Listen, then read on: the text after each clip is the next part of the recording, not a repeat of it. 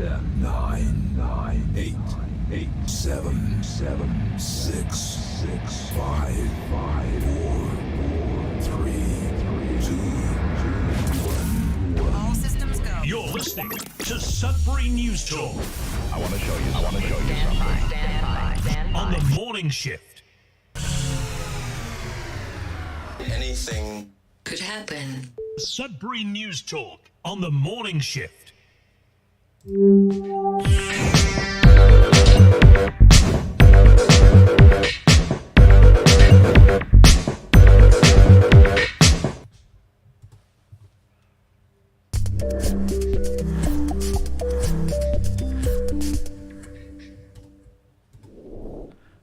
Hey, good morning, everyone. Welcome to Sudbury News Talk on the morning shift. I'm AJ Walsh. I'm glad to be here with you. Thankful that you're here with us. We're live on CKLU 96.7 FM on the radio.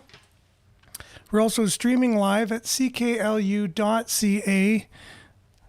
If you click on the Radio Player Canada app, you can stream us. If you download the same Radio Player Canada app, you can take us with you and listen to us anywhere, anytime on your favorite device. Not just any old device, but on your favorite device. And we're also streaming at facebook.com/Sudbury News, youtube.com/Sudbury News. So make sure to like, share, subscribe, and follow the channel and the page. We'll do our best to, if you comment, do our best to get your comments up on the screen and read for those listening. And that's what I would very much encourage everyone to do. We're also found on demand afterwards on those two platforms, along with x.com/Sudbury News and our news aggregating website, sudbury.news. You just click on the Sudbury News Talk tab, and you can watch the show after if you missed it. So we do our best to get the word out there, and if you can do your best to like and share and subscribe, then that would be a really great thing. I noticed one of our followers, well, someone who's been on the show for over 2 years, it seems, and just noticed they just followed the page yesterday. That's how Facebook kind of works. It's like, I don't know why, it just doesn't allow certain people to follow. You'll follow and it doesn't show up. That might be why you're not getting notifications. I've heard from people they're not getting notified or they're getting notified late and all this stuff to do with it. I can't control any of that stuff. But if you go to the Facebook page and you notice you're not a follower, just click follow or like, whatever it asks you to do. And you might have to check back every once in a while just to make sure it didn't kick you off or something. It's just kind of weird, but it is what it is. And that's the world we live in. And speaking of the world we live in, we do our best each and every weekday morning between 7:30 and 8:30 to unpack the world we live in, to try and make sense of a rather confusing world, a very complicated, complex one, whether it's issues to do with our community, our region, our province, our country, our continent, or our world. And soon to be our universe, I guess. So it's not an easy thing to try to unpack a world that's made to be divisive and ever so much divisive. So today we got a lot of local stories, and I hope to do some deep diving as well. So let's march right into that. We'll start off with a little bit of weather, some good news in terms of the weather, and then we'll be back with news headlines, your comments, and more right after this. Stay tuned. It's going to be a great show. I promise. Your money back.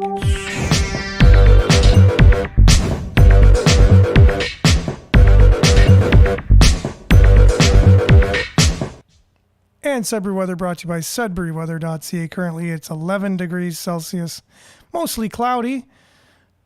Today, sunny. Let me just refresh this other one. Yeah, mostly cloudy, but today it's supposed to be sunny, becoming a mix of sun and cloud this afternoon. Hazy, moderate wind, high of 22, UV index 8 or very high. Tonight, mainly cloudy. Clearing before morning, hazy, Low of 12. Saturday, which is tomorrow, sunny, but there's local smoke. That's the key term now, local smoke. And then wind is moderate again. And high of 23, UV index 7 or high. So again, tomorrow is sunny, but local smoke. So I don't know how sunny that's going to be with a high of 23. And then Sunday, a mix of sun and cloud, high of 22. And then the showers roll in on Monday, high of 18. Tuesday, 30% chance of showers, high of 19. Mix of sun and cloud on Wednesday and Thursday, high of 23, high of 24 on those 2 days. Look at your satellite. Let's try and get a more recent satellite picture here, as it's probably not going to be able to get one. So it's just not working. That's all there is to it today, and that's all the time we got for the weather. And that's brought to you by SudburyWeather.ca. We'll be back with news headlines, your comments, and more right after this.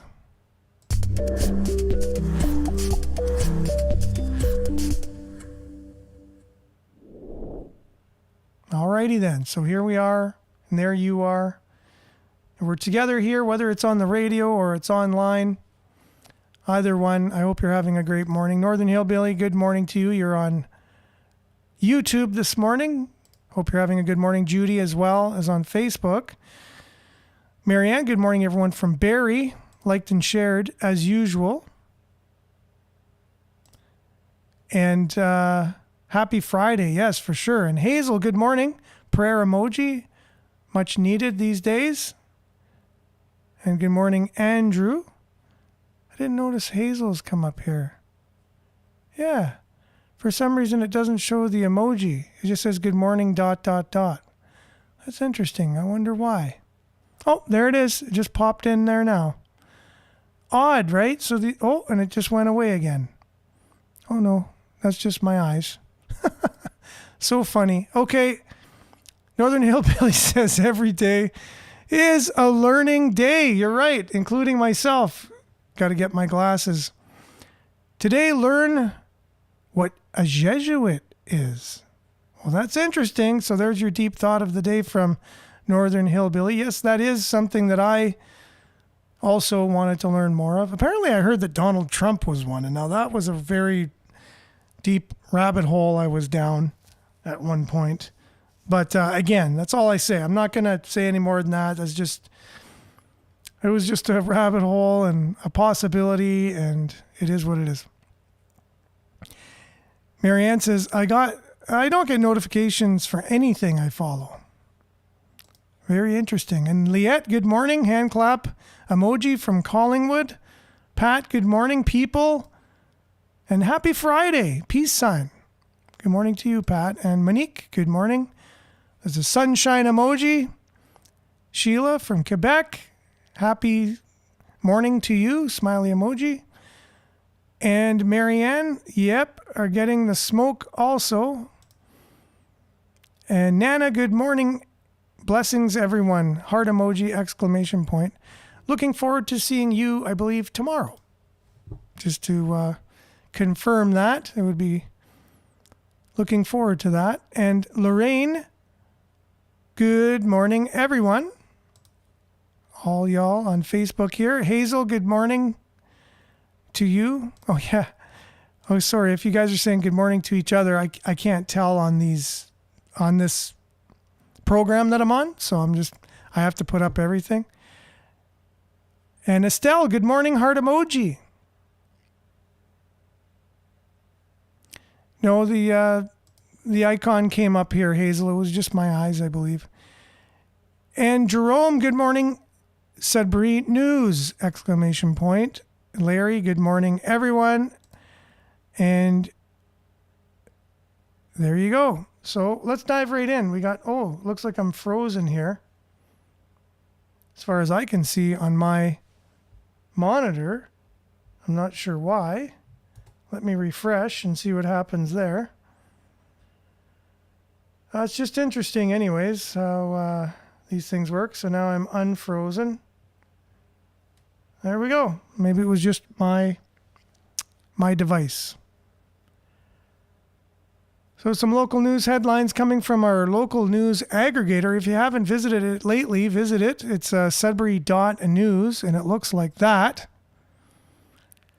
And it takes in all the news from all the local news organizations. So CBC, Sudbury, Sudbury.com, Sudbury Star. And so right here from CBC, 2 former athletes from Garden River First Nation to be inducted into the Canada Sports Hall of Fame. 2 former athletes from Garden River First Nation in northeastern Ontario will be inducted into the Canada Sports Hall of Fame. One of them being Ted Nolan. You know him as an NHL hockey player and more notably a very successful coach, not only in the NHL but in international hockey as well. They recruited him in, I believe it was Latvia one year, and they went, it was either the Olympics or another, I think it was in the Olympics. Anyways, Latvia almost beat the Canadians when he was the head coach.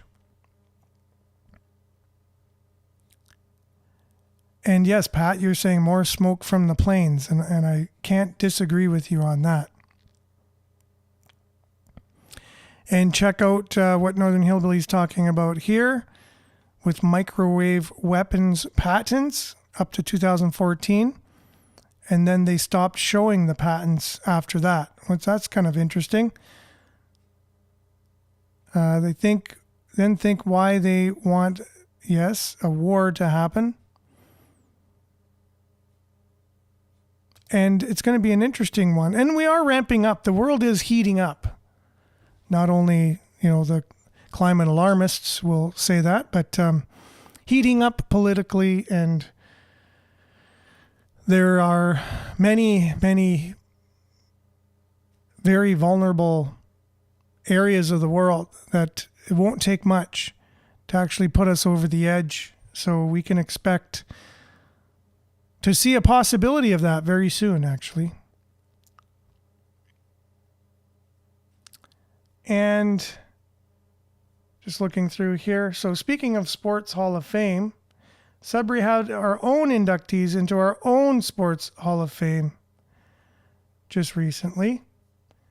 And Tracy Fleury, Linda Tenunen, honored with sports awards. Now Tracy Fleury, she's the winner of back-to-back championships at both the Scotties Tournament of Hearts and the World Women's Curling Championship. She was vice skip for Team Homan and she's 38 years old. She's a Curl Sudbury representative and deserving recipient of the Sportsman of the Year Award. It was handed out during the 54th annual Greater Sudbury Sports Hall of Fame dinner this last Wednesday, a couple days ago. It's truly an honor, she said. There's so many incredible athletes from Sudbury, and I'm just really proud to be able to come here and share this with my family, and it means a lot. Now, there was other inductees as well that night. Equally appreciative, though admittedly a little surprised, Lisa Tenhunen, I hope I pronounced her name properly, recipient of the Bill Roman Administrative Award for her tireless efforts as founder and coach of the Nickel City Aquatics.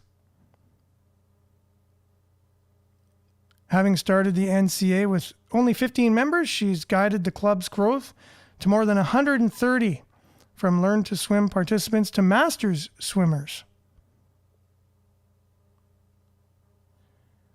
And there were more here. I'm just trying to find the part that I had already set up where we were going to be talking about the other recipients. And for some reason, it's just not that easy to find right now on the fly. There we go. So no, it doesn't look like it was on my phone this morning. No problem. Here we go. And then it's totally gone now. That is bizarre. That's happened a couple times to me over the years doing this show. But I'm just going to go right back through it again, just because why not? Just keep doing the same thing over and over, expecting different results. And that should about do it. Yeah, and so Wednesday's festivities included the Hall of Fame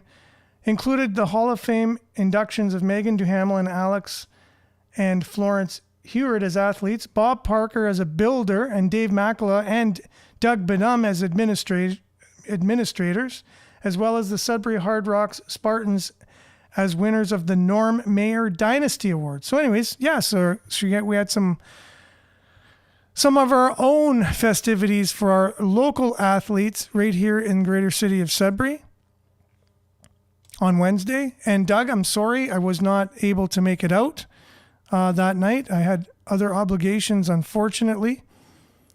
But I'm thankful that you invited me along with, some of your closer connections and people like that. So I just want to say thanks for that and congratulations to Doug Benum. And Selena, good morning, everyone. Good morning to you. Thanks for being on. A few other local stories here coming from this time Sudbury. That was the Sudbury Star. There's lots of. I would just encourage everyone to get the Sudbury Star newsletter. Go to their website and just subscribe to their newsletter. It's really awesome. And 7 o'clock each morning, there's news headlines come in and current ones. On our news aggregator, it's all current all the time. But at the same time, if you're, whatever, you'll get prompted, you get an email each morning and you'll have, the top stories of the day right in your inbox. So it's pretty awesome. And also, Sudbury.com has a segment, a morning segment, has the stories from yesterday kind of thing. So it's like a day behind. Sudbury Stars are current, Sudbury.com are the day before kind of thing.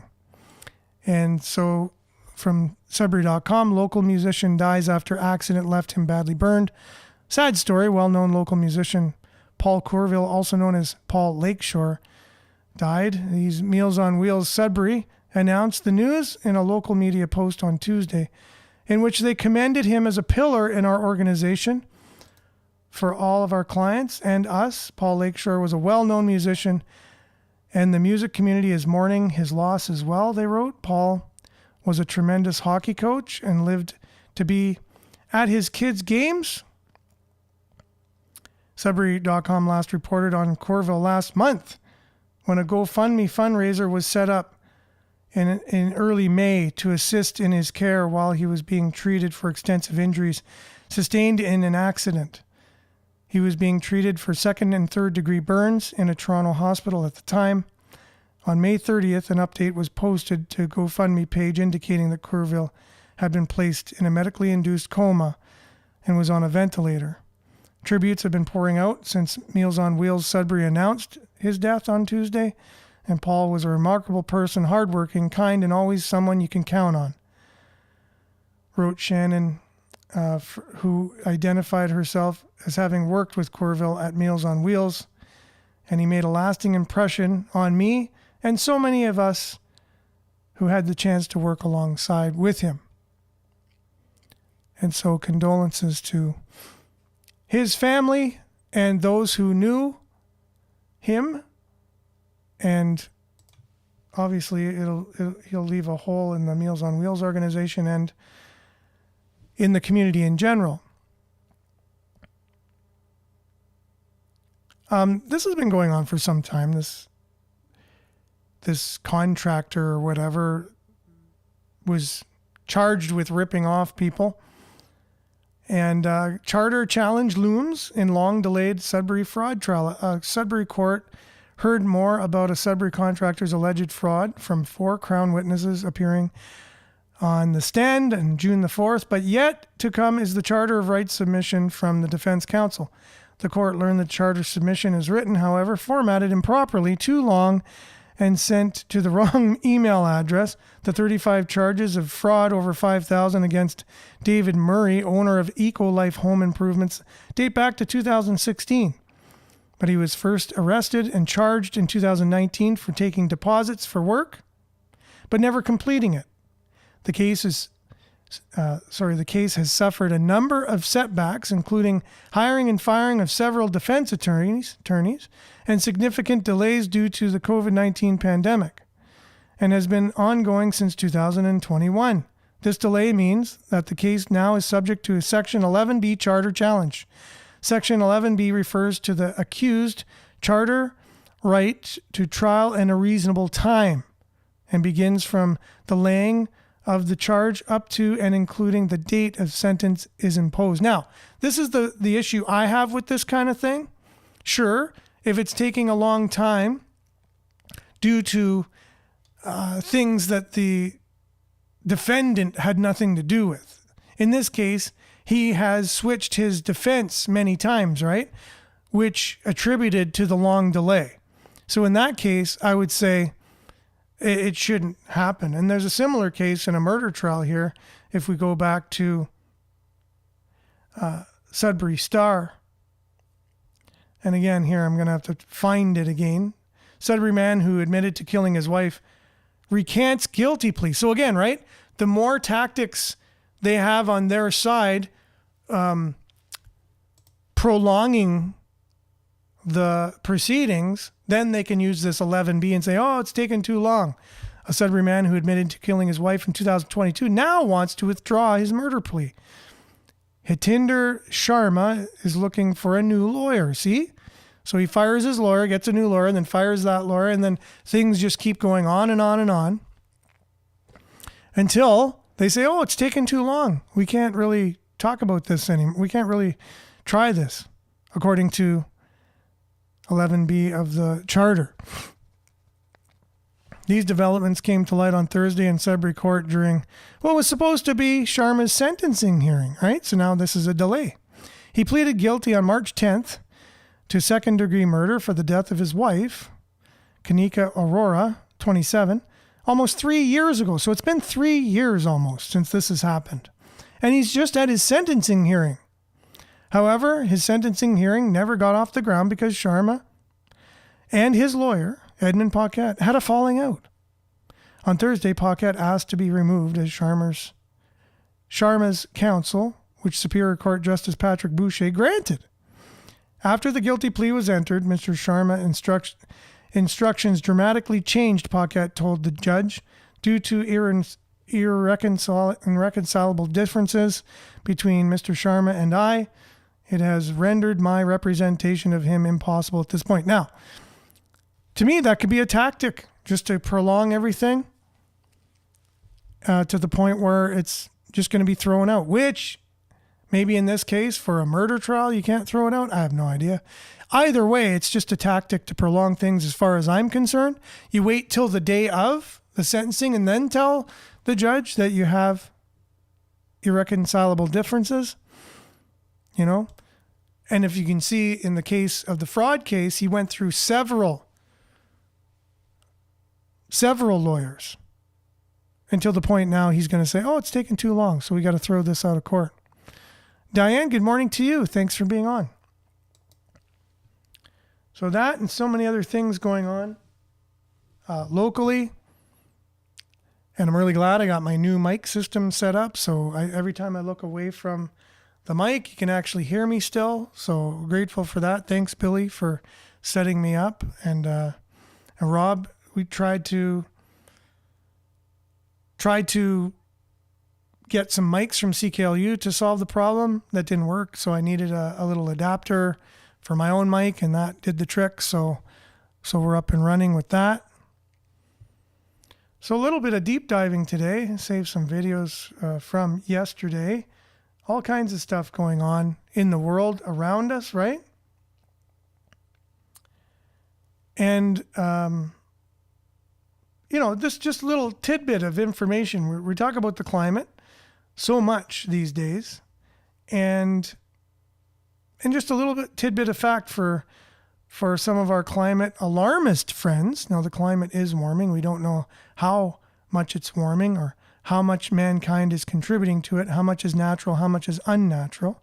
But a lot of times we have to just really look at some of the real hard facts about the climate and some things that you have to include everything when you're discussing any topic. You don't want to leave topics out because there are people with agendas, and so you don't want to give one side more than another if there are facts for other sides. Anyways, John Stossel, just in this interview, they point out a few facts here that you might want to listen to. Climate change may cause more deaths from heat, and that's reported all the time. Yeah. They don't mention fewer deaths from cold. No. And yet cold kills more people. Much more people. So this is one of the great examples of how we have very selective reporting. So as temperatures go up, we're likely to see more people die from heat. That's absolutely true, and you hear this all the time. But what is sorely underreported is the fact that 9 times as many people die from cold. So we estimate about 500,000 people die from heat, but 4.5 million people die from cold. And as temperatures go up, you're also going to see fewer people die from cold. So it turns out that over the last 20 years, because of temperature rises, we have seen about 116,000 more people die from heat, but 283,000 fewer people die from cold. Overall, we have 166,000 fewer people dying from heat and cold. Why is that not reported? Well, because it's not a good story. It is a good story. It's also partly because you don't see the people who die from cold because they die over long periods of time. When you die from cold, you typically die because you sit in a home that's not quite warm enough, and your blood vessels constrict. You get high blood pressure, and so you have higher risk of dying from a heart disease. But this takes perhaps a month or so, whereas a heat wave happens right there and then. It happens within a few days. A lot of people die, so it shows up on TV much better. But it doesn't mean it's not the reality. We should be reporting the reality. Lomberg has lots of other interesting things to say about climate change and more effective spending. In our full interview, you can watch that at johnstossel.com. Such great reporting from John Stossel. I'm a huge fan of his. And again, looking at all the sides, looking under all of the rocks to find all the information, not just specific information that suits one particular narrative or another.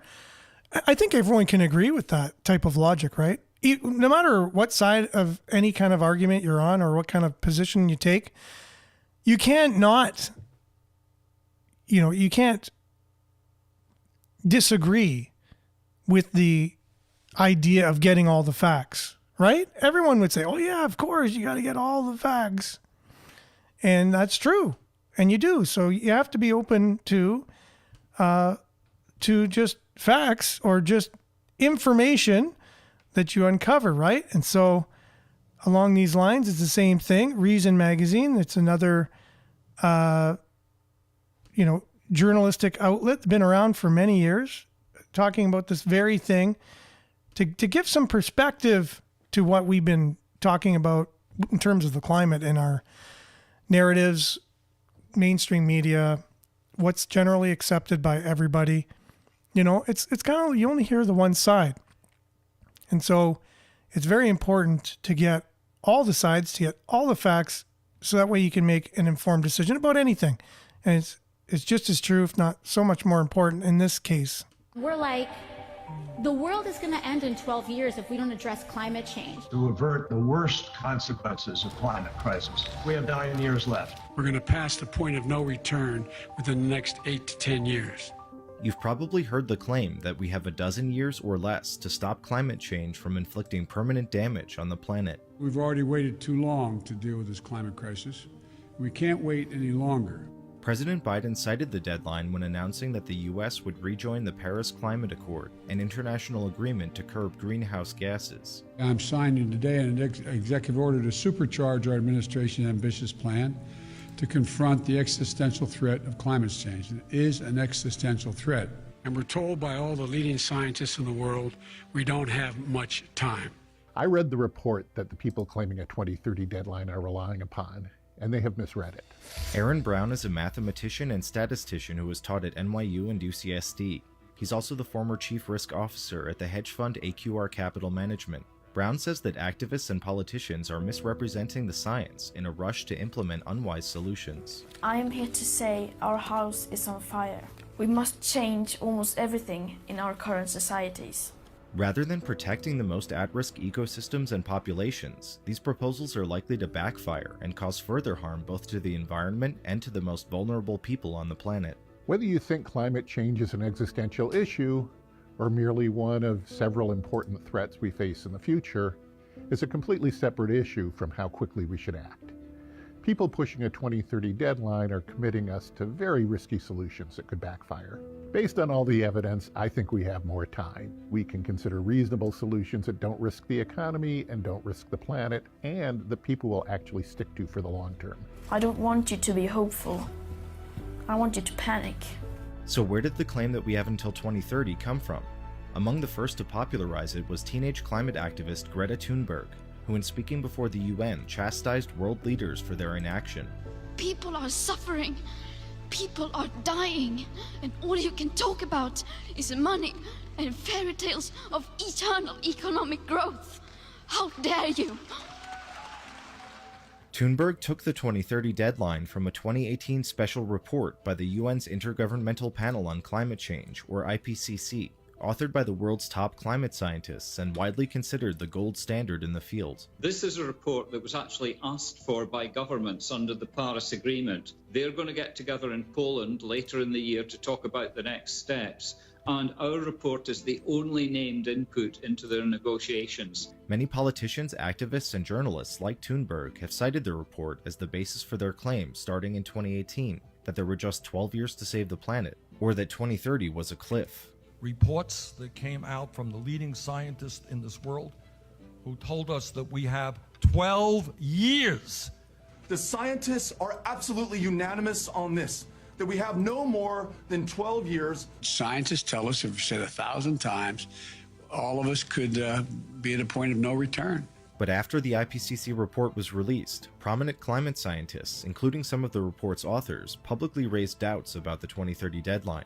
The panel did not say that we have 12 years left to save the world, IPCC Working Group co-chair James Skia told the Associated Press. The hotter it gets, the worse it gets, but there is no cliff edge. Please stop saying something globally bad is going to happen in 2030, wrote fellow leading report author Miles Allen.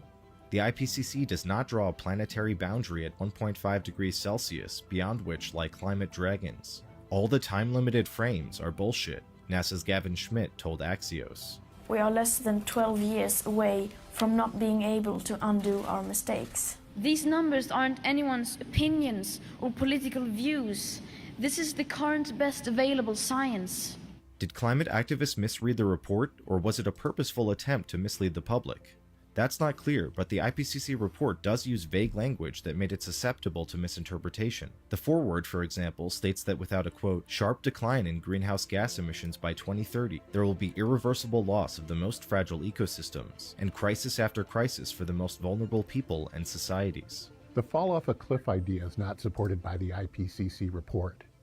It's true that risks increase as temperatures ratchet up, but there's no sudden tipping point where climate change becomes irreversible. Properly read, the report is actually an argument for predictable, sustainable solutions over several decades using experimentation and innovation, not a rush toward risky short-term solutions that focus entirely on warming to the detriment of general environmental stewardship. So what does the IPCC report say about the year 2030? The most specific claim it makes is that, quote, global warming is likely to reach 1.5 degrees Celsius between 2030 and 2052 if it continues to increase at the current rate. There isn't a scientific consensus that reaching 1.5 degrees above pre-industrial levels will mean global catastrophe, but let's assume that the activists are correct that staying under that level should be the goal of public policy. When will we hit 1.5 degrees of warming under the author's assumptions? By calculating the current rate of global warming and plotting it out along a graph, we see that the answer to the question they pose is the year 2052. But remember that they gave a 22-year range starting in 2030 and ending in 2052. How did they get there? The 2030 date that activists have trumpeted appears in this chart in the report. In the worst case scenario, or the top of the shaded area, we see that warming hits 1.5 degrees by the year 2030. In the best case scenario, or the bottom of the shaded area, we see that warming actually never hits 1.5 degrees. But what most commentators haven't paid attention to is that this is not a measure of actual warming. This chart is actually showing estimates of anthropogenic warming, or warming that the authors hypothesize is caused by humans. The gray line shows the actual changes in the planet's surface temperatures, and the orange shaded area represents the author's estimates of what humans are contributing to the overall warming trend. So the worst case scenario that gets us to 1.5 degrees by 2030 does not represent actual temperature increases, but the upper limit of how much the authors think humans could possibly be contributing if our activities were happening in isolation. So what explains the difference between actual global warming and the global warming caused by humans? The authors believe that if anthropogenic warming is up here, there must be a naturally occurring cooling force that has brought temperatures down. If human-caused warming is down here, that means there's been a naturally occurring warming effect that has brought temperatures up. They aren't sure which is happening, which is why they're not sure whether global warming caused by humans is up here or down there. The point is that the 2030 date, as it appeared in the IPCC report, was the worst-case scenario not in terms of actual global warming, but in terms of warming caused only by humans, independent of what's actually happening in the environment. People making the sky is falling claims probably haven't read the report and think that it's saying actual temperatures will increase by 1.5 degrees in 2030. The range of dates the report discusses are actually about human contribution to global warming. If you think the problem of global warming is higher temperatures, melting ice caps, rising sea levels, then you care about the date the report projects actual temperatures will reach 1.5 degrees, which is 2052 if things continue at the current rate. Is it possible that actual warming could result in baseline temperatures above 1.5 degrees by 2030? The rate of global warming would have to speed up to about 3 times what we have observed in past decades, which no serious climate scientists, including the authors of the IPCC report, claim is likely to happen. So why did the IPCC report focus on a date which is the worst case scenario not in terms of actual global warming, but of human contributions to warming, as if they were happening in a vacuum? After the report's release, co-chair of the working group Deborah Roberts justified their presentation of the data and conclusions as an effort to project a line in the sand, and what it says to our species is that this is the moment and we must act now, and I hope it mobilizes people and dents the mood of complacency. But Brown says that distorting the science is the opposite of what the IPCC authors and other climate scientists should be doing. It's a very dangerous game if you want strong, sensible long-term solutions to climate change to scare people into them by making wild short-term predictions. That can backfire in one of two ways. You may scare people into doing short-term irrational solutions that do more harm than good, or 2030 might roll around and it's not as much warmer as you said it was going to be, and you could take a lot of steam out of the movement to do anything at all. If we were to accept 2030 as a meaningful deadline, the only path forward is politically unfeasible, economically devastating, and immensely risky. According to the IPCC, limiting global warming to 1.5 degrees would require rapid and far-reaching transitions in land, energy, industry, buildings, transport, and cities, all taking place in under a decade.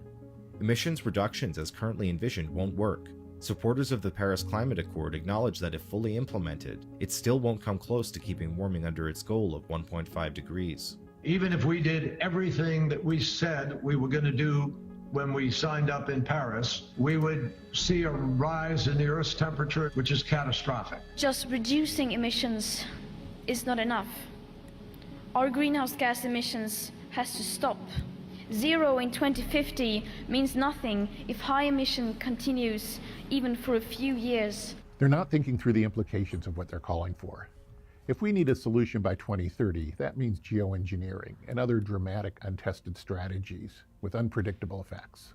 Invested in millions of jobs in wind, solar, and carbon capture. The supposed 2030 deadline has become a justification for diverting massive resources into largely unproven direct carbon capture and geoengineering projects, and at the same time for shutting down much of the global economy. People who really believe 2030 is a disaster year have to focus on geoengineering, scattering beads to reflect sunlight, injecting aerosols in the stratosphere. Rushing these things through without proper testing has entirely unpredictable consequences and could backfire to much worse environmental damage than the problem they're intended to solve. The only other thing that works on this horizon is bans. We ban coal, we ban air travel, we shut down many electrical power plants. And mainly we have to do it in China and India. This has unpredictable economic effects, except we know it will cause a considerable decline in gross domestic product. That means we reverse the rise out of poverty for much of the world. And we create economic problems larger than we got in the great financial crisis of 2008, and they're permanent. But what if, as the report's underlying data suggest, we actually have more time to limit global warming to below catastrophic levels? If we have 30 years to address climate change, then we have much more palatable options. First of all, the economy and technology are naturally moving away from fossil fuels. Then we can give entrepreneurship and bottom-up innovation a time to work. We can adopt policies that gently nudge the economy in the right direction without creating the disruption and misery of sudden bans. If we have more time, we can get away from the pure focus on temperature. We can consider balanced solutions that consider all environmental issues and all economic issues. We can try to reduce the total human environmental impact. Sensible solutions can build a better world for our grandchildren. Scientists tell us that this is the decisive decade. We no longer have time to leave out the science. Activists, politicians, and journalists who trumpet 2030 as a meaningful deadline may be doing so in a desperate attempt to get the public to take the threat of global warming seriously. This is our World War II. I feel a need for all of us to breathe fire. After New York Congresswoman Alexandria Ocasio-Cortez invoked the 12-year deadline, she responded to critics by tweeting, "You'd have to have the social intelligence of a sea sponge to think it's literal." But the best way to address climate change is not to mislead people and stoke panic, but to rationally assess the science and chart the best course for both the planet and the people living on it. There's a partisan divide on this issue between people who think it's a very serious problem with a short fuse and people who think it's not much of a problem with a long fuse. I think most sensible people should regard it as a serious problem with a long fuse. There isn't much place for this in the media and on campaign trails. The key factor is for the last 50 years, we have been reducing the amount of energy it takes to create a dollar of wealth. If that trend continues and can be accelerated, it means we can have a booming economy, we can have prosperity for all, we can bring people out of poverty all over the world without using a lot of energy and therefore without a big environmental footprint. We don't have to choose between prosperity and a good environment. We can have both.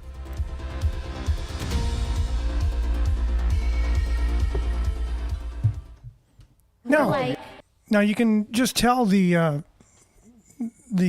tone of his voice, the information that he's sharing, the way that he's sharing it, the facts that were shared about this document that everybody, this whole fervor of everybody coming out and saying that the planet's just going to blow up in a few years was taken from this report, and they looked at the report. Now they looked at the real. They just analyzed that report and said, well, there's no real reason that we have to be totally alarmed on this and how they're getting all that information out of it. And I would just encourage anybody who might have just caught a little bit of that documentary or that expose or whatever from Reason Magazine to just watch the show again. And you can look for that yourself. You can search for that, Reason Magazine, climate change, whatever, and see if you can find it. If you can't, well, it's today's show, June the 6th, 2025, Sudbury News on demand. You can just go back and watch it again. And if you have friends that, are very worried and full of anxiety and, depressed about the world they live in, that could be something that's very calming for them. It could give them hope. It could give them, a real understanding that maybe, just maybe, there are people out there who are activists who have everything to gain by blowing this up and making this larger than life and scaring the living out of everybody. And by hearing voices of reason like this, Reason Magazine, no pun intended, it really allows us to feel grounded again and not do things that are, going to be to our detriment just because we think there's a boogeyman, right? Now, there could be a boogeyman. It's up to you to decide whether it's a boogeyman or not. But don't just hear boogeyman and start running into the woods where the real boogeyman is, kind of thing, right? So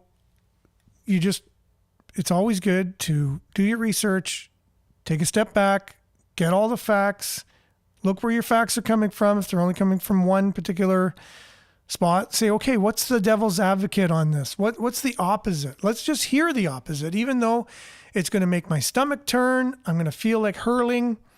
Let's just hear the opposite point of view. And let's really just see if there's any valid points in an opposite point of view from what I have. And it's a really great way to always keep yourself in check and know things at a deeper level. And maybe you find that something you believed, you'll believe it even more, because now you're really, you did some more research and you really feel it's more important to you now because of that research.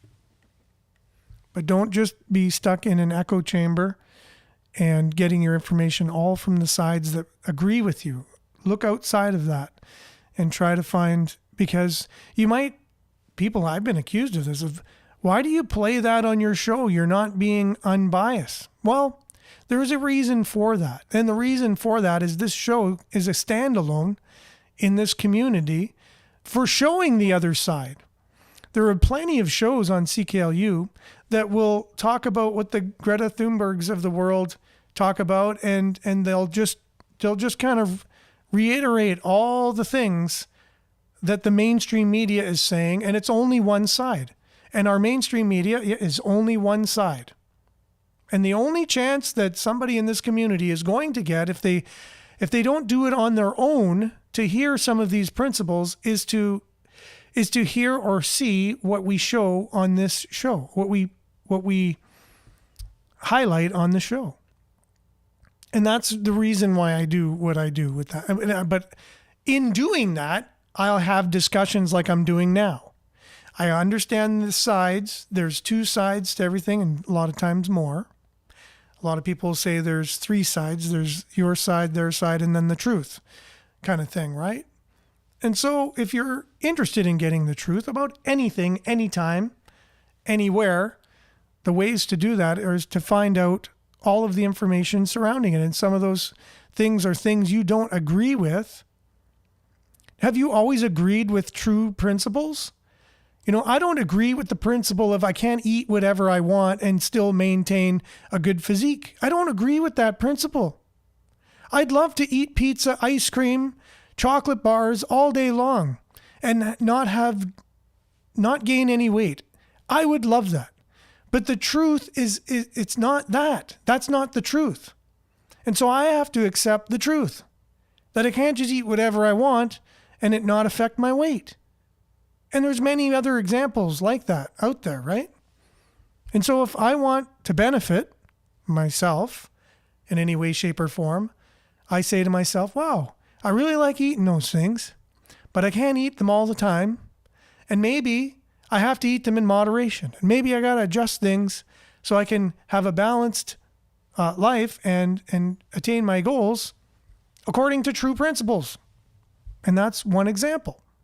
And that's just small, and that's just to do with my own life or our own lives. What about the planet, the globe, everybody's life? They're making decisions here that are affecting everybody's life, including food supplies, including like all just things on high levels, economies that can be devastated. No money, no food, things like this. These are huge things. These are huge principles to get right, or they're going to have a very detrimental effect on our planet. So the real boogeyman might not be the boogeyman they're saying it is. It could be them. They could be the boogeyman. Anyways, all the time we got for the show today. I appreciate you. Thanks for being on. Have a great weekend. It should be some good weather, minus the local smoke now. We got the local smoke as the new thing to be worried about with our weather. And we'll see you on Monday, same time, same place, on the same platforms, God willing. Remember to continue to stay aware, like, share, take care. Stay tuned now for your shot daily on CKLU 96.7 FM. We'll see you on Monday, everyone. Ciao for now.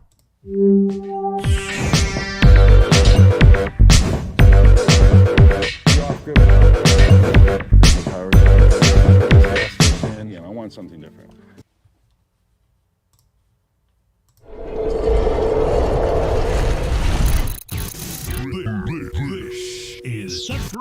Talk on the morning shift.